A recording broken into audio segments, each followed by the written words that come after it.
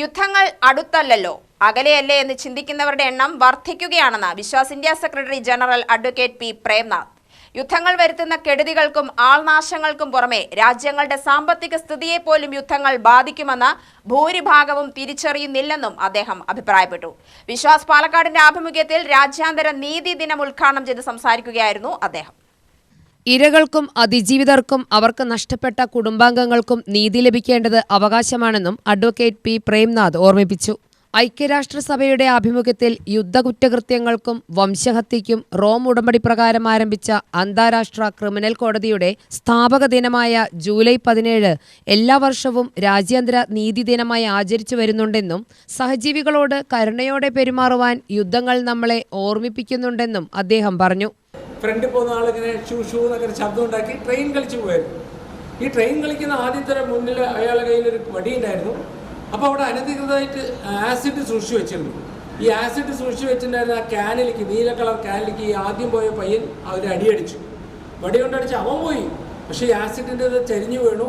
ഏറ്റവും അവസാനം ഉണ്ടായിരുന്ന അതിൻ്റെ അവസാനം ഉണ്ടായിരുന്ന അൽഫോൻസാന്നും അവളുടെ ഏട്ടൻ രണ്ടുപേർക്ക് അവർക്കുമാണ് ഈ ആസിഡ് മേലെ വേണ്ടത്. അപ്പോൾ ഏട്ടൻ്റെ മേലിൽ കുറച്ചും കൂടെ വലിയ പ്രായമുള്ള പയ്യനായിരുന്നു. 5-6 വയസ്സാണ്. അവനെന്തോ വീണപ്പോൾ അവൻ ചാടി. പക്ഷേ ഏകദേശം 2-3 വയസ്സ് മാത്രമുള്ള ഈ അൽഫോൻസിക്ക് അത് അറിഞ്ഞില്ല. അൽഫോൻസ 85% ബേൺസ് ആയിരുന്നു ദേഹത്ത്. കണ്ണൊക്കെ പുറത്തേക്ക് തള്ളി, വളരെ കാണാൻ തന്നെ വളരെ വീവൽസ് ആയിരുന്നു അവരുടെ മുഖം പോലും. സാധാരണ സ്കിൻ മാറ്റാനുള്ള സർജറിയൊക്കെ ചെയ്യും. പക്ഷേ സ്കിന്ന് മാറ്റണമെങ്കിൽ സ്വന്തം ശരീരത്തിൽ തന്നെ സ്കിൻ എടുക്കണം. പലപ്പോഴും ചെയ്തില്ല.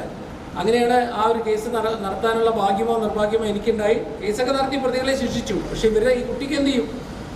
കുട്ടിക്ക് പിന്നെ സമൂഹത്തിൽ ജീവിക്കാൻ പറ്റില്ല. പിന്നെ വിശ്വാസം ആ കുട്ടിയുടെ പഠനമെല്ലാം ഏറ്റെടുത്തു.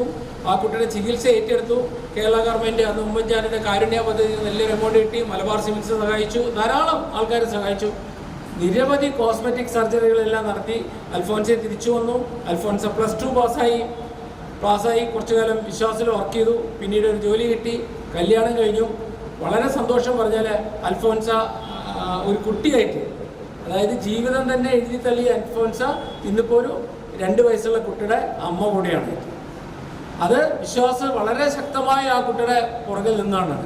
SS അക്കാഡമിയിൽ വെച്ച് നടന്ന ചടങ്ങിൽ മികച്ച പാരാലീഗൽ വോളണ്ടിയർമാരായി തിരഞ്ഞെടുക്കപ്പെട്ട കെ സുഹാസിനി, ഡി സൗമ്യ എന്നിവരെ നീതിദിന പുരസ്കാരങ്ങൾ നൽകി ആദരിച്ചു.